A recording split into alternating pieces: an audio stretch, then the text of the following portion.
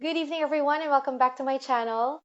Again, I'm experiencing some technical glitch and I can't seem to log in to to the live stream. Anyway, I'll do it here because we cannot stop the show just because of some technical glitch. And so we will still be continuing this live stream or live podcast. So I'll wait for you guys to find out that I'm online and then I will be starting the conversation. Our topic for tonight is all about conquering self sabotage.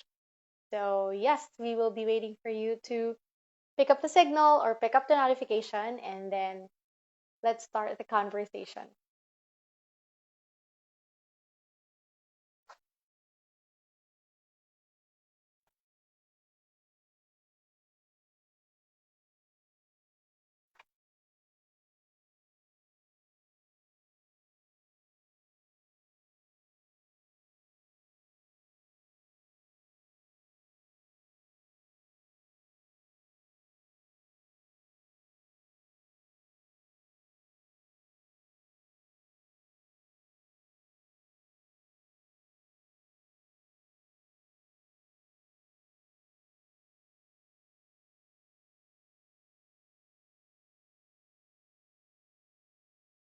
Okay, and so we are going to talk about conquering self sabotage tonight. And of course, it's me again, and welcome back to my channel. I'm IVYREENE, I'm a real estate broker in the Philippines. I'm also a motivational speaker and a writer, and I've been experiencing technical glitch since last night actually. So maybe I should try this again tomorrow with the platform. But anyway, I'd like to greet everyone. Um, a happy Wednesday. It's Wednesday, yes. It's Empowerment Wednesday. So it's hope everyone's having a happy Wednesday. And of course, if you want to join the conversation, you're free to chime in. You can share your experiences, you can share your thoughts. You can also post your comments where you're watching from or just say your highs and hellos. I'll really appreciate that. So anyway, our topic for tonight is all about conquering self-sabotage. And we've been constantly talking about um, self love. We've been talking about how to boost our confidence and stuff, but we haven't really talked about self sabotage in previous episodes. So tonight, that's our topic. And let's first define what self sabotage is. Okay, it's defined. So now I have to hold my laptop because it's here. Okay, so self sabotage refers to behaviors or thought patterns that hold you back and prevent you from doing what you want to do. So this is from Healthline. That's Healthline's definition. So again, it's behaviors or thought patterns that hold you back. Kasi marami po tayong mga pag-uugali na tayo pala mismo ang cause kung bakit hindi tayo nagmo-move forward. And there's a lot of instances wherein we doubt ourselves and stuff. And one of the reasons behind that is really self-sabotage. But before that, I'd like to greet hello Sir John Red watching from BFP NCR. Hello po, thank you so much for tuning in. Okay, again, you can post your comments where you're watching from. If you don't really want to join the conversation, that's also okay. But you can also say your highs and hellos. Ayan. Hello, Engineer Miranda. Good evening po, sir. Keep safe po, sir. And yes, long time no here. I hope to have you again in our Servicio Sabado podcast episodes. Okay. So, what are the examples of self-sabotaging behavior? The first example is blaming others. Remember in a previous podcast episode we talked about locus of control. And when it's an external locus of control, we tend to blame others. We tend to blame circumstances. We tend to blame other people. We tend to blame everything else except us. And that's also a self-sabotaging behavior because we are giving somebody else a certain level of control over us, or we are giving somebody or something else a certain level of control over us. So nagkakaroon tayo ng mga ganong instances wherein hinahayaan natin yung mga tao na sila yung magkaroon ng control sa atin. Na-realize ko mainit. Kaya pala gahabol ako ng hingi. Wait lang i-on ko yung ngayon ko lang na-realize. Ayan. Parang hinihingal ako. Wala palang hangin. Ayan. So, next is, another self-sabotaging behavior is running away when things get tough. Running away when things get tough. All right. So, we are actually, well, some of us run away when things get tough. And it's not really, it can also be not a self-sabotaging behavior, but it's also a manifestation of self-sabotaging behavior. Bakit nag-run away ka? Why do you have to run away? That's the first thing that we have to ask ourselves. Kasi 'di ba kapag mga nahihirapan, nagle-let go agad-agad, bumibitaw agad-agad. O yan parang love life, 'di ba? Pero totoo 'yun eh. Kapag may mga circumstances na kapag nahirapan tayo, umaayaw agad tayo, or kahit sa work, pag nahirapan, nagre-resign agad, 'di ba? Hindi ba pwedeng i-try mo munang i-work out bago ka mag-give up, 'di ba? Engineer Miranda, yes, we will. We're done with the Fire Congress. Yay! Thank you. Thank you, Engineer. Thank you po, sir. Okay, we'll be back po sa Servicio Sabado. O nga pala, Fire Congress. Hello, Ma'am. Charm here, watching from Barangay Irawan, City of Puerto Princesa. Hello, Ma'am Charm! Kamusta po dyan sa Puerto Princesa?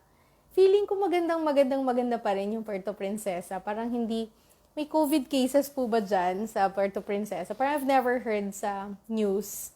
Mukhang safe na safe po dyan sa Puerto Princesa.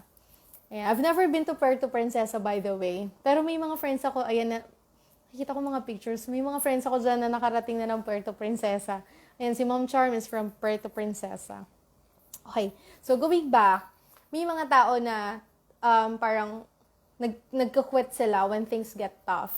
And one of the reasons for that is really because they have a self-sabotaging behavior. Hindi nila kayang harapin yung challenge or yung difficulty. That's why they run away. And marami tayong okay, gusto ko sabihin na this reminds us of so many people, 'di ba? Marami tayong kilalang ganyan. Pero sometimes tayo rin yun mismo.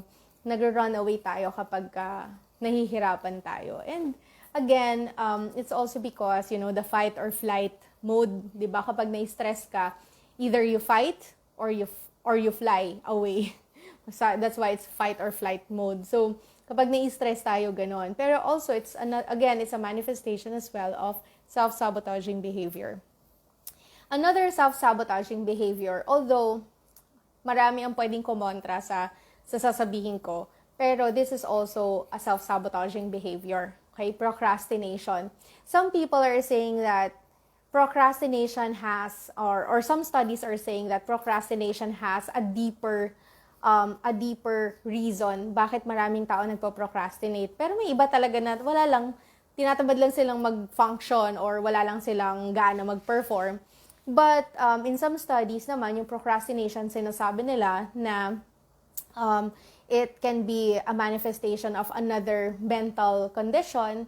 But in here, we are talking about, while we are talking about self-sabotaging behavior, then procrastination is another example of a self-sabotaging behavior. Kasi hindi ka productive, and at the same time, kasi pag nagpo-procrastinate ka, nagka-cause ka rin ng unnecessary anxiety.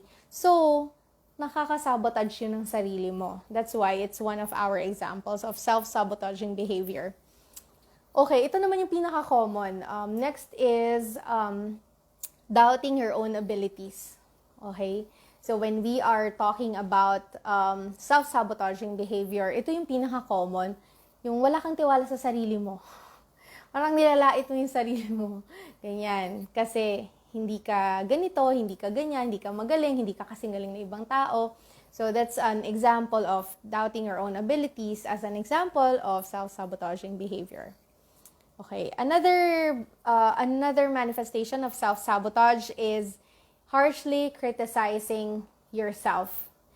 Nabanggit ko na to several episodes, paulit-ulit ko tong sinasabi, pero kung hindi nyo pa napapanood yung previous episodes, sasabihin ko na lang ulit to ngayon. Okay, when we are talking about self-sabotaging behavior, one of the manifestations is harshly criticizing ourselves. So we are the worst critics of ourselves. Napansin ba ninyo? Marami naman talaga tayong nilalait. Sige, real talk tayo. Marami tayong nilalait. That's true. Marami. I mean, hindi ako maghugas kamay. Marami din ako nilalait sa isip ko. Pero, ang pinakamalala na nilalait talaga natin, sa totoo lang, on a daily basis. Sino? Sarili natin. Diba? Kasi madalas, lagi kang nakikita, lagi kang nasisisi. Ikaw kasi yung palagi mong kasama, gets mo? So, you always constantly criticize yourself because you're always with yourself. You're there, you can see yourself. Every time you see yourself in the mirror, you criticize yourself. Every time you talk to yourself, you criticize yourself. And guess what? We talk to ourselves all the time, right? We talk to ourselves all the time. When we want to eat, we ask ourselves, ano bang gusto kong kainin ngayon? When we want to go somewhere, we talk to ourselves. We talk to ourselves all the time. However, when we talk to ourselves all the time, be mindful of the conversation that you have. Kasi baka mamaya, yung conversation na yan din mismo yung sumisira sa'yo. Kasi again, you may be manifesting a destructive behavior or a self-sabotaging behavior. Hello, Mabes! Thank you so much for tuning in. Okay, another self-sabotaging behavior is, tadan! You always tend to pick up a fight. Pag-away lagi. Okay, siguro nung bata-bata ako, medyo gano'n ako Mainitin kasi yung ulo ko. Hindi ko yung dinedeny kasi alam nyo, real talk tayo sa channel ko, di ba? When I was younger, I tend to pick up a fight like with everyone. When I'm annoyed, when I'm displeased, when I'm frustrated, I tend to vent them out. Like when I was in my, when I was a teenager, or maybe up until when I was in my early 20s.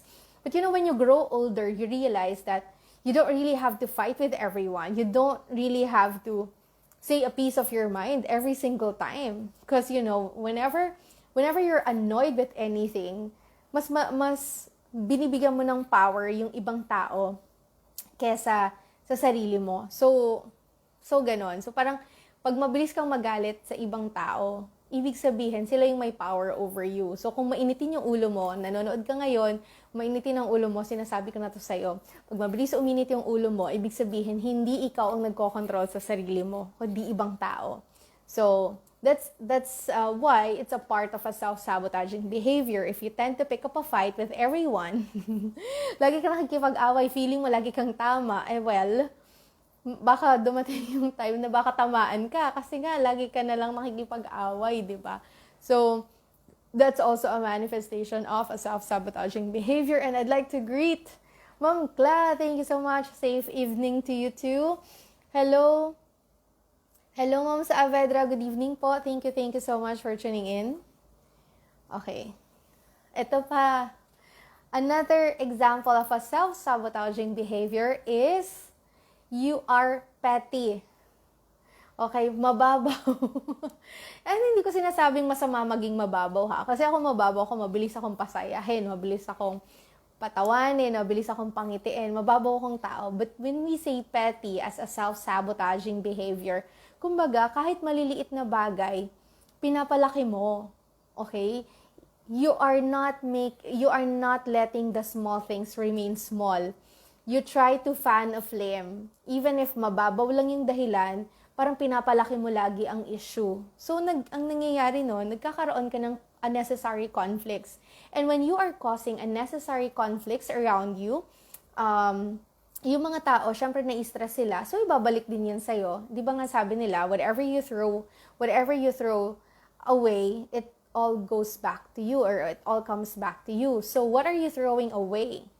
Di ba, pag ang basurang tinapon mo, sa'yo din babalik. Ikaw, ano ba yung tinatapon mo recently? Baka mamaya, mga maliliit na bagay, masyado mong pinapalaki, pag na-stress sila, babalik din sa'yo yung stress na binigay mo sa ibang tao. So, again, it's a manifestation of a self-sabotaging behavior. If it's a small thing, let it remain small. Stop fanning the flame. Wag wag mong paypayan yung apoy kasi pag yung pinaypayan mo yung apoy na yan, hello sa mga sa mga taga BFP dyan, di po ba kapag ka ang apoy pinaypayan, magkukos yan ng mas malaking apoy at ayaw natin nun. Alright? So, ano naman ngayon? So, yun yung mga behavior. Ano naman yung mga thoughts? Self-sabotaging thoughts. Ano yung mga iniisip natin na nagkukos ng self-sabotage? The first one is, I must be perfect. Okay, kaway-kaway sa mga perfectionists dyan. Ang dami kong kilalang perfectionist. I mean, I have nothing, totally nothing against being a perfectionist. Kasi ano yan eh, it's a way of life. I mean, I know a lot of people who are perfectionists. They are really successful. Yeah, they pick up unnecessary fights, but they are really successful. Ang dami kong kakilalang ganon. I even had previous bosses who are really successful and who are really perfectionists, and I learned a lot from them. But the point is, I mean, if you are always thinking that you must personally be perfect, then it can cause you, again, unnecessary conflicts within yourself.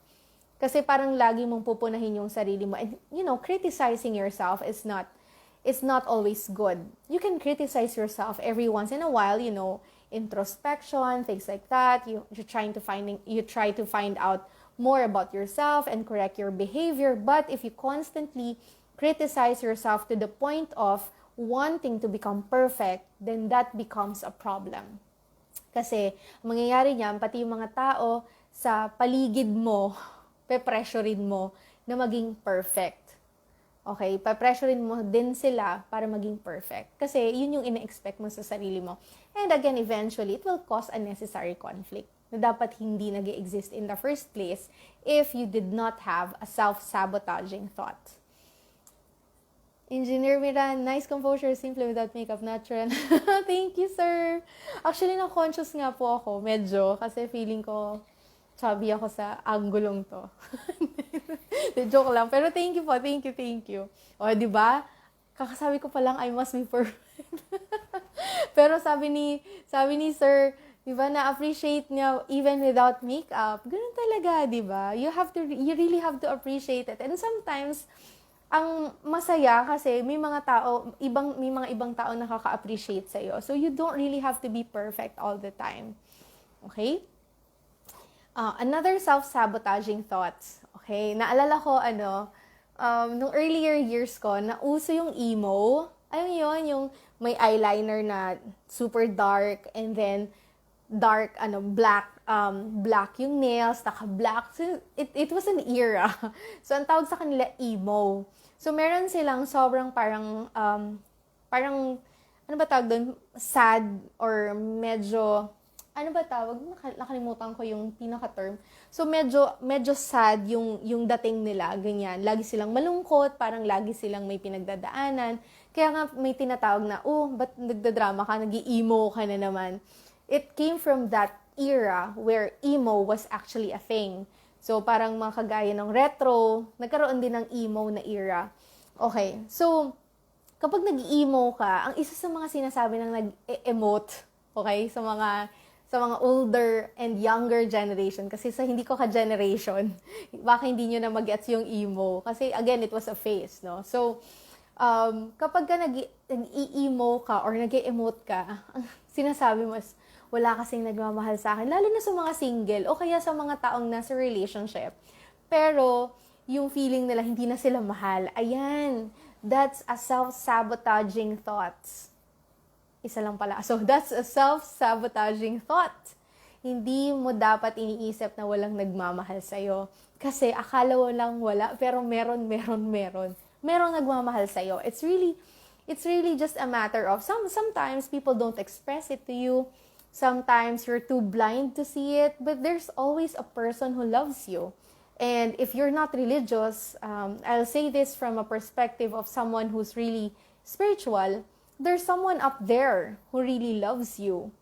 Hindi mo man siya kilala, siguro hindi nga tayo religious or spiritual, pero may isang nilalang na laging nagmamahal sa'yo. Okay? If you feel na walang nagmamahal sa'yo dito sa lupa, merong nagmamahal sa'yo somewhere else. Alright? So, hindi hindi totoo na walang nagmamahal sa'yo. You know, there's like 7 billion people in this world, tapos titingin ka sa isang tao at ipagpipilitan mong mahalin ka ng isang tao na merong 7 billion na tao sa buong mundo. Tapos ibabase mo yung pagmamahal mo sa sarili mo base sa isang tao na hindi ka naman nakikita at hindi ka kayang mahalin. Ouch! Oh, ano po ito? Mommy, hello po. So pretty even without makeup. Ibang level nga lang nagpagmamahal. Oh. Yes, correct. Ibang level ng pagmamahal. Pero there's someone who loves you. So don't ever think for one minute of your life that nobody loves you because somebody else is loving you somewhere out there. Okay? Yung iba nga, hindi nyo alam, mahal pala kayo kasi tingin kayo ng tingin sa iba. Yung pala, yung mga katabi lang ninyo dyan, yung pala yung mga may lihib na pagmamahal. Diba? Okay. Another self-sabotaging thought. Okay, ito yung mga iniisip natin na nakaka-cause ng sabotage sa sarili natin. I'm not good enough. And again, I've already talked about this in previous episodes. I've talked about this several times. And it's always a battle. Marami sa atin ang pinaglalaban pa rin yung parang nilalabanan pa rin yung thoughts na to. Pero let me tell you this, it's not an easy battle. Pagka ang kalaban sarili, alam niyo yun, mas mahirap kalaban ng sarili kaysa sa ibang tao. When you are fighting with yourself, when you are fighting with your heart, when the mind and the heart are fighting with each other, that's actually a very hard battle. Yun yung mas mahirap. Napansin ba ninyo na mas mahirap kalaban pag nagkalaban yung puso tsaka yung isip? Kasi nga, heart is always about love, and mind naman is always about logic. But let me tell you this, the heart is actually not the source of love. Okay, when to be medical about it, although I'm non-medical this is what I've learned in psychology, that our feelings are also coming from our brains, and that part of the brain is called hypothalamus. So, yung hypothalamus na yun yung pinanggagalingan ng feelings natin. Okay, so, hindi totoo na naglalaban yung puso at yung isipan natin. Lahat yun, it's all in the mind. So, again, you have to let yourself realize, or you have to make yourself realize, you have to assure yourself that you are good enough and that you don't base your confidence or your self-love or your self-esteem based on somebody else's inability to see it. Okay, wag ninyong ibabase yung pagmamahal ninyo para sa sarili nyo doon sa opinion ng ibang tao na wala namang pagtingin sa'yo or wala namang pagmamahal sa'yo or walang respeto sa'yo. Don't ever do that to yourself because again, you will end up hurt and you will end up, feeling sorry for yourself. That's not what we want, right? Okay. Next is, ito pa, sinabi ko rin to, natawa ko dun. May natawa ko sa Yududoy. Bicolo nun. Maray nabanggi po pala sa mga nag-iiling na mga taga Bicol. Thank you so much po. Diyos mabalo sa mga nag-iiling. Ano to? Fresh pa rin po look nyo. Naghilamos ako bago Naghilamos ako bago ako mag-live sesh. Okay, so another self-sabotaging thought is, I can't do it. So, sinabi natin to nung Monday, words that can change our lives. And this one, yung I can't, is actually a word that can change our lives for the worse and not for the better. So, maghahanap talaga tayo ng, ayun na naman yung burp ko. Unli burp. Ito nakakakain ko. Actually, I ate a lot tonight. Okay? Parang pinagsama-sama ko kasi yung breakfast, lunch, and dinner ko sa isang sa isang kain. So, parang dami kong kinain. Sobrang sinful pa kasi puro carb. So, sana hindi nakita ng doktor ko yung post ko. I ate a lot of carbs tonight. Hello, Sir Joseph. O, ayan. Good evening naman sa'yo. Thank you for tuning in. Alam ko mahina yung signal mo, pero thank you for tuning in. Okay, so I can't do it. Balikan natin. Bakit siya self-sabotaging thought? Kasi nga, yung iba, hindi mo pa nga tinatry, sinasabi mo na agad na I can't. Di ba, sabi nga ni Henry Ford, whenever you think you can or you can't, well, you're right. So, kung sa isip mo pa lang sinasabi mong, I can't, kahit hindi mo pa sinusubukan, edi nag-fail ka na kagad. So, di ba lang mag-fail ka basta na-try mo, kaysa mag-fail ka dahil dineclare mo agad na mag-fail ka. So, that's why it's called a self-sabotaging thought. Okay, isa pang self-sabotaging thought. I know, at least kinaya ng signal mo, Sir Joseph. Ayan. So, isa pang self-sabotaging thought. Ito pa, at sobrang guilty ako dito. I mean, I grew up with comparing myself with everybody else because I felt like I was an ugly duckling. Well, I was an ugly duckling. Nung kabataan ko, buti nga gumanda na ako. Hindi, joke lang. Joke lang. Hindi, minimin ko yung para sa sarili ko. Okay. So, anyway. So, kinukumpara ko yung sarili ko kasi nga, syempre, I grew up with a very, very pressured environment. Syempre, nag-aral ako sa State University where everybody else is really, really smart at may mga classmates ako nanonood dyan. Hello. Di ba? Sobrang smart, ganyan. Feeling ko hindi naman talaga sila nag-aaral pero pagdating sa exams, ang gagaling nila. So, ang tendency, when you're younger and you are pressured, parang kinukumpara mo yung efforts mo sa efforts ng ibang tao. And yet, this is a self-sabotaging thought. Okay? Thinking that everybody else is better than you is a self-sabotaging thought. Kasi comparing yourself with other people is definitely a no-no. Bakit? Hindi mo naman alam kung anong pinagdaanan nila para makarating sila dyan sa kinalalagyan nila ngayon. Don't ever compare yourself with anybody else because you will never know what they went through just to be able to get their success or to achieve their success. Don't ever forget that. Okay? Sabi nga nung nabasa ko, don't compare your starting line with everybody else's finish line. Kasi talagang masasaktan ka.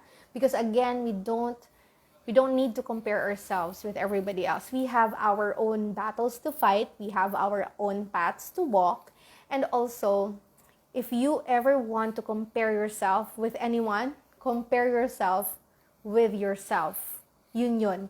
I-compare mo yung sarili mo from the 10-year-old you, the 15-year-old you, the 20-year-old you. Nag-improve ka ba? Kung hindi ka nag-improve, habang nanonood ka ngayon, baka pwede mo nang i-improve yung sarili mo, di ba? So, if you will compare yourself with anybody, compare yourself with yourself. That's the best way to compare. Kung meron kang pinagbago, gumanda ba yung pinagbago mong yon or nagbago ka tapos sumama yung ugali mo, baguhin natin. It's never too late to change our attitudes. Okay, isa pa is, I'm not worthy. May mga tao na, okay, I remember, kalimutan ko tuloy yung pangalan ng movie. Crazy Rich Asians. So, kung kaway-kaway kayo kung napanood ninyo yung Crazy Rich Asians, ando dun si Astrid. Astrid is my most favorite character. Actually, siya talaga yung favorite character ko sa lahat ng nandoon sa Crazy Rich Asians. So, ang story ni Astrid doon sa Crazy Rich Asians, sobrang mayaman siya. Sobrang mayaman siya kasi nga Crazy Rich Asians tong palabas, 'di ba? So, lahat sila mayayaman, 'di ba? So, Astrid she was born with a silver spoon in her mouth, 'di ba? Sabi nga. So, yung sa kanya, hindi lang silver spoon, parang silver palace. Okay, ganun siya kaya, sobrang yaman niya. So, tuwing magsha-shopping siya, kasi yung asawa niyang lalaki ay, yung character niya is hindi siya kasing yaman ni Astrid. So, nagsisimula pa lang siya ng business niya, hindi siya galing sa mayamang pamilya. So, kapag nagsha-shopping si Astrid, tinatago niya yung mga pinag-shopping niya. So, alam ng mga maids nila na kailangan nilang itago yung lahat ng pinag-shopping ni Astrid. And then, ganun lagi yung scene doon sa movie. Every time magsha-shopping siya, itatago ng mga maids nila para hindi makita ng husband. Kasi nga, yung husband is hindi mayaman. And then, eventually, itong guy, yung asawa ni Astrid, pinagpalit niya or naghanap siya ng ibang babae. Okay, so naghanap siya ng ibang babae and then sinisi niya si Astrid kung bakit siya naghanap ng ibang babae. If I'm not mistaken with the story, ha. So, Naghanap siya ng ibang babae, sinisi niya si Astrid kasi nga, bakit daw ganun si Astrid? So, naghanap siya ng ibang babae makaka-appreciate sa kanya. Tapos, I will never forget what Astrid said. Makikipag-divorce na siya kasi ang sabi niya, I can never make you into something that you're not. Anong ibig niyang sabihin doon? Kasi, lagi na lang nag-a-adjust si Astrid kasi nga mababa yung tingin niya sa sarili niya doon sa yung guy, mababa yung tingin niya sa sarili niya. And Astrid was there all the time. Hindi niya naman pinapamukhang mayaman siya, pero laging sinasabi nung guy na mayaman si Astrid. So, why am I telling you this story? Because it's a very good example of how we look at ourselves, and then eventually yung mga tao sa paligid natin, napapagod sila mag-adjust sa atin. Kasi kung paulit-ulit nating sinasabi na, hindi naman ako ganito, hindi naman ako ganyan, hindi ako worthy. Alam niyo bang nakakapagod pakinggan yung taong ganon? Yung lagi nang sinasabi na, hindi ko deserve yan. Eventually, those people will actually believe you. Okay? And it's a self-sabotaging thought. You should never think for 1 second that you're not worthy. May isa akong nabasa din, no? I'm very passionate about this because I believe that we always speak power over our lives. And whatever we give power, yun din talaga yung nangyayari sa buhay natin. So, may isa akong nabasa, ang sabi doon is, kung ano yung palagi mong dinedeclare sa sarili mo. Sinabit ko rin to nung Monday na episode. Kung ano yung lagi mong dinedeclare sa sarili mo, yun talaga ang magiging reality mo. And again, whatever you declare over yourself, be mindful about it. Baka kasi yung dinedeclare natin in a negative way. Okay? So, kung dineclare mo na, mahirap lang kasi ako, di, congrats. Yun talaga yung pinaniniwalaan mo, mahirap baguhin yon. Pero kung starting tonight, that you're listening to this podcast episode, you declare power over something that you really, really want, then, maybe, diba? Maybe, just maybe, you change for the better, and then you will be able to achieve your results. And why am I saying maybe? Kasi syempre, again, it's consistency. If you just declare one time lang, tas feeling mo, successful ka na tomorrow, that's not gonna work. Hindi ka pwedeng mag-diet ngayon ng isang araw, tas bukas payat ka na. Not true. So, it has to really be consistent with your habits. Bakit tayo nagsa-self-sabotage? Parang haba ng episode ko. Napaka-passionate ko magsalita tonight. So, why do we self-sabotage? Una dyan, yun yung natutunan natin. Kaya tayo nagsa-self-sabotage kasi ito yung natutunan natin maybe sa paligid natin, sa family natin, sa mga classmates natin, sa friends or whoever. So, it's a learned behavior. Natutunan natin siya. And you know what's good thing about learned behaviors? You can unlearn them. And it's not an easy feat. Again, it's not easy, but it can be changed. It's difficult, but it's not impossible. Also, poor relationship dynamics. Hindi masyadong maganda yung mga relationships mo in your life. That is why ang tendency mo is nagkakaroon ka ng self-sabotaging behavior. Again, I've mentioned this in previous episodes, yung green flags. So, kung hindi pa ninyo napanood yung green flags na episode, green flags in relationships, panoorin nyo po yun kasi related yun sa sinasabi ko ngayon na you should really choose a relationship that works for you and that works for the other person. Because relationships are two-way street. Hindi po pwede na isang tao lang doon sa relasyon ng dalawang tao ang nagbe-benefit. Both of you should benefit from that particular relationship. So, if you have poor relationship dynamics, isa lang yung giver, tapos isa yung taker, tas never hindi nagpalit yung possession nila sa relationship, nagka-cause din talaga yon ng self-sabotaging behavior.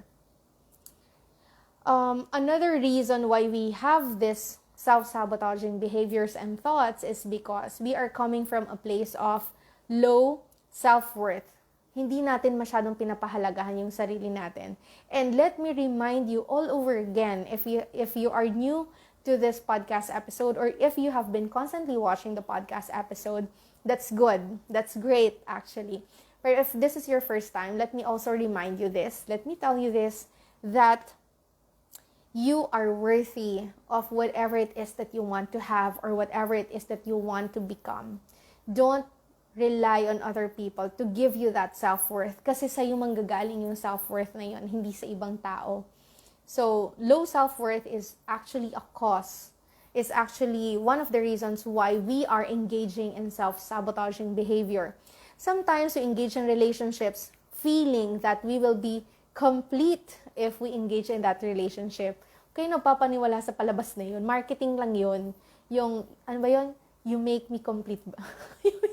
Hindi ko maalala. You make me complete yata yun. So, actually, hindi totoo yun. Dapat when we are engaging into relationships, buo tayo. No? Buo tayong papasok sa relasyon. Kasi kahit masira yung relationship or matapos yung relationship, buo kang lalabas. Kasi pag pumasok ka sa isang relationship na broken ka, feeling that that relationship will fix you, let me tell you this, pag alis mo dyan sa relationship na yan, mas broken ka palalo. Kasi pumasok ka dyan na hindi ka buo. So, again, your self-worth should not be based on other people's opinions of you. Hello, Jess! Thank you so much for tuning in. Bigla ko nag-hello no? Ayan. Another reason why we self-sabotage is because we want, we need control. And remember our podcast episode about control, diba? Gustong-gusto natin magkaroon siya ng certain level of control. And when we self-sabotage, feeling natin, nakokontrol natin yung sarili natin, which is actually counterproductive. Kasi when we self-sabotage, we're actually not having control. Baliktad. Kung feeling mo, pagka nag-self-sabotage ka, nakokontrol mo yung sarili mo, actually baliktad. Pag nag-self-sabotage ka, wala kang control sa sarili mo kasi nga sinisira mo yung sarili mo internally, 'di ba? Okay? So, how do we stop? How do we stop the self-sabotaging behaviors and thoughts? Just like in stress management or just like when you're going to a doctor. Ito na lang, when you're going to a doctor, the first thing that your doctor will ask you, aside from your name, your birthday, your weight, or whatever, ang unang tanong niya tungkol sa'yo is, ano ba yung nararamdaman mo, di ba? So, yun yung inaalam. Ano ba yung nararamdaman mo? So, kagaya din sa pag-identify ng self-sabotaging behavior, ano ba yung nararamdaman mo na self-sabotaging behavior? Since na panood mo na yung podcast episode na to, narinig mo na kung ano yung mga self-sabotaging behavior. So now, bago ka matulog, mamayang gabi, or mamayang gabi-gabi na pala. So, bago ka matulog mamaya, alamin mo, meron ba akong self-sabotaging behavior? Na-check ko ba lahat ng sinabi ni IVYREENE kanina nung nakikinig ako? Or kung hindi mo napakinggan lahat, balikan mo lang tong podcast episode mamaya. So, identify your self-sabotaging behaviors because the moment that you identify them, that's the only way that you can fix them. Hindi mo pwedeng ayusin ang isang bagay na hindi ka umaamin na sira. Di ba, Jess? Hindi mo pwedeng ayusin ang isang bagay na hindi naman sira. Okay? Paano mo ayusin isang bagay na buo? Hindi sirain mo, gano'n. Di ba? Pero ang point doon, kailangan maayos mo lang isang bagay kung alam mo kung ano yung may sira. Okay, so identify. Next is, identify your triggers. Ano yung mga nagtitrigger sa behavior na yon or sa self-sabotaging behavior na yon? Parang, pag nagpa-doctor ka, di ba? When you are being asked, bakit sumakit? Masakit po yung tiyan ko, doc. Tapos ang susunod yung tanong, bakit kaya sumakit? Ano yung kinain mo? Ano yung last mong activity? Baka naman nabangga mo yung tiyan mo, nasagi mo yung kanto ng mesa nyo. Diba? Things like that. The doctor asks you kung ano yung ginawa mo bago ka nagkaroon ng complaint, bago mo naramdaman yung pain. So, identify your triggers. Ano ba yung nakaka-trigger sa'yo? Ako personally, I will share this with you. This is a personal example. Ako nakaka-trigger ng self-sabotaging behavior ko is kapag may isa akong gustong-gustong gawin, let's say it's a project, tapos feeling ko nag-fail ako, magsisimula ako dyan, nasisihin yung sarili ko, babagsak yung self-esteem ko, ganyan. So, yung mga trigger ko, ngayon, alam ko na ang trigger ko ay mga unsuccessful endeavors. I'm so obsessed with winning, by the way. I'm so obsessed with succeeding. I'm so obsessed with winning. I'm so obsessed with getting what I want. And if I don't get them, dyan ang trigger ko, okay? So, ngayon, since alam ko na siya, gets ko na ito yung mangyayari sa akin kapag meron akong unsuccessful endeavor. So, alam ko na rin na kapag unsuccessful endeavor ako, hindi ako pwedeng mag-dwell doon. So, meron na akong ways kung paano ko i-deal with yung scenario na yon. Kasi alam ko yung trigger ko. Okay, parang sa allergies din, di ba? Pag alam mong allergic ka sa alikabok, edi iiwas ka na sa alikabok. O kaya, pag na-expose ka sa alikabok, alam mo na yung gagawin mo susunod. Iinom ka ng anti-allergy or baka may inhaler ka or something. So, same lang din sa self-sabotaging behaviors and thoughts. You have to identify your triggers para mas mabilis mo silang ma-address. Another thing that you can do, mas maganda ka palalo pag simple at walang makeup. Thank you. Okay. So, start with small, meaningful changes. Yun yung ikatlong way on how to stop self-sabotaging yourself. Okay? Start with small, meaningful changes. When we are trying to change a behavior or when we are trying to change something, ang bilis natin ma-frustrate. Napansin nyo ba? Ang bilis-bilis natin maubos yung pasensya natin, ang bilis natin ma-frustrate, ma-disappoint. But when we are changing something, it doesn't have to be grand. Para may makita ka agad na changes, simulan mo muna sa maliliit na bagay. Parang pag nagda-diet ka din, di ba? Mararamdaman mo yung change paunti-unti kapag may paunti-unti kang ginawa. For example, gusto mo muna magbawas ng 1 kilogram, edi wag ka munang mag-ice cream, di ba? Start small. You don't even have to have grand actions. Just start small so that you can also see meaningful changes along the way. Don't pressure yourself to change abruptly because there are two things that will happen. You will either get frustrated because it doesn't happen, or second, hindi siya mangyari at all. Kasi nga, it's something that's abrupt. Okay, ito medyo mahirap gawin to, na medyo natawa ako kasi medyo mahirap for me to. Increase tolerance for discomfort. Okay, increase tolerance for discomfort. Sino ba sa atin ang gustong nagiging uncomfortable sila? Wala naman siguro na, oh my gosh, I'm so uncomfortable, I love it. Parang wala pa akong taong nakilalang ganon, di ba? Kasi, generally, we want to be comfortable. Any human being or any creature, gusto nilang maging comfortable. Kaya nga, di ba, pag natutulog tayo, meron tayong comfortable position, meron tayong comfortable spot. Minsan, ayaw mo matulog sa left side of the bed kasi mas komportable ka, mas nakakatulog ka pag nasa right side of the bed ka. So, generally speaking, humans always want comfort. However, when we want to change our behaviors or change our attitudes for the better, we have to have a certain level of discomfort. Kasi nga, syempre may mga gagawin kang pagbabago and it will not be comfortable. So, hopefully, ma-embrace mo yung discomfort na pagdadaanan mo. Okay? And another way is to self-reflect. In fairness, kanina pa ako nagsasalita. Hindi ko lang na-realize. Kasi pagtingin ka, 8:55 na. Parang tuwang-tuwa ako sa episode ko tonight. Feeling ko para sa akin talaga tong episode na to eh. Mamaya nga papanoorin ko ulit to. Okay, kasi secret lang natin to. Total tayo-tayo lang. Hindi ko talaga masyadong pinapanood yung mga episodes na ginagawa ko. Unless kailangan ko rin siyang panoorin. Yung binabalikan ko rin, mukhang kailangan kong panoorin to. Okay. Kasi, kagaya niyan. Hindi ko siya pinapanood kasi mapapansin ko yung mga maliliit na flaws sa podcast episodes ko. And that's also something that I want to change.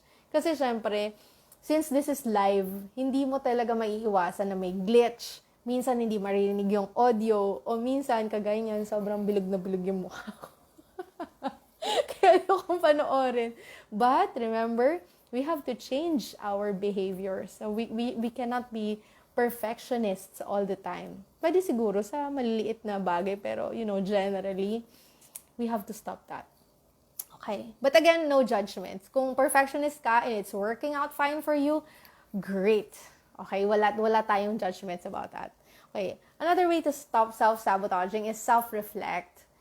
Or, yun nga, yung madalas kong sinasabi din sa previous podcast episodes ko is introspection. Self-assessment, kumbaga. Alamin mo kung ano rin yung mga kailangan mong baguhin.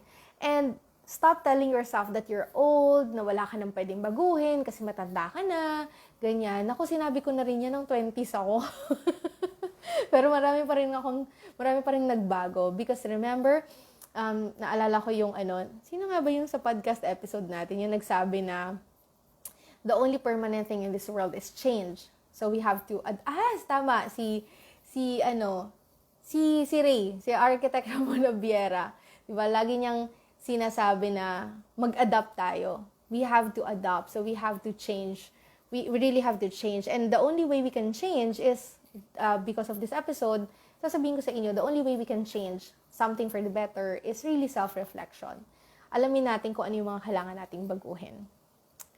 Maganda kasi yung aura mo ngayon, biglang umaliwalas along the way ng podcast mo po. Thank you, sir! Buti naman. Thank you po. I'm so happy to hear that. Okay. Another way to stop self-sabotaging is you set your goal and your plan of action. Ano ba yung goal mo? So, again, doesn't have to be a grand goal. It just has to be. It just have to be. Nagulo na yung English ko. Oh my gosh. Okay, it just had to be. It just has to be. Yeah, it just has to be. It just has to be something that you can make possible. Kasi 'di ba? Kapag nagse-set tayo ng goal, kaya tayo na-disappoint kasi minsan ang mga goals naman kasi natin over the top, over the moon and the stars and the planet and the universe. Dapat yung goal natin something that's smart, 'di ba? Remember, smart, specific, measurable, attainable, realistic and time-bound. So your goal should always be smart. So kaya kapag may gusto kang baguhin sa sarili mo, dapat may plano ka din sa buhay. Hindi lang love life ang pinaplano. Dapat pinaplano din yung self-improvement, okay? Okay, so also be kind to yourself and to other people as well. But lagi ko nga itong sinasabi, you cannot be kind to others if you're not kind to yourself first. Whatever or however you treat anyone is only a manifestation of how you treat yourself. So start from within. Be kind to yourself. It's hard to be kind to myself. Totoo yun. Kasi laging mataas yung expectation mo sa sarili mo. It's good and bad. If you have high expectations from yourself, that's good. Kasi you're gonna work really hard. It's a good motivation. But if you have high expectations from yourself and then eventually parang mas nagiging negative yung attitude mo, then it's not working out for you. Okay? So, alamin mo kung paano mo i-improve or mamomotivate yung sarili mo. Is it this way or that way? But at the end of the day, ang pinaka-importante is, again, to be kind to yourself. Because if you are kind to yourself, you can make the world a better place to live in. Okay. Parang walang connect, no? Pero actually may connect yun. Isipin nyo, kung lahat ng tao kind sa sarili nila, isipin nyo, if I'm kind to myself, if he's kind to himself, if she's kind to herself, if we are all kind to ourselves, the world will be a better place. Just imagine that. Walang masyado siguro mag-aaway, kung may magkaka-conflict man, mabilis matapos, siguro walang pasaway, ganyan, walang nagpapasaway sa magulang nila, wala sigurong pasaway sa kalsada, di ba? Kasi you're kind to yourself. Diba? So, hopefully, we start kindness from within so that we can give it away. That's the irony of good things. The only way to keep good things or good values in yourself is to give it away. But you cannot give it away if you don't have it first. Okay, so that's a very long podcast episode. I enjoy doing that. Sabi ko na para sa akin talaga tong podcast episode na to. So, let me yeah, let me share my final words before I share with you something from Alice Cornyn Selby. Okay, so if you are watching this right now from the very beginning up until the end, thank you so much. I really appreciate that. But more than that, hopefully you were able to learn an insight or two from our podcast episode tonight. And if you believe this podcast episode helped you out, help you in some ways or in one way or another, hopefully you can also share this podcast episode so that some people who needed to hear it will also be able to learn from it. Kasi yun naman yung goal natin, di ba?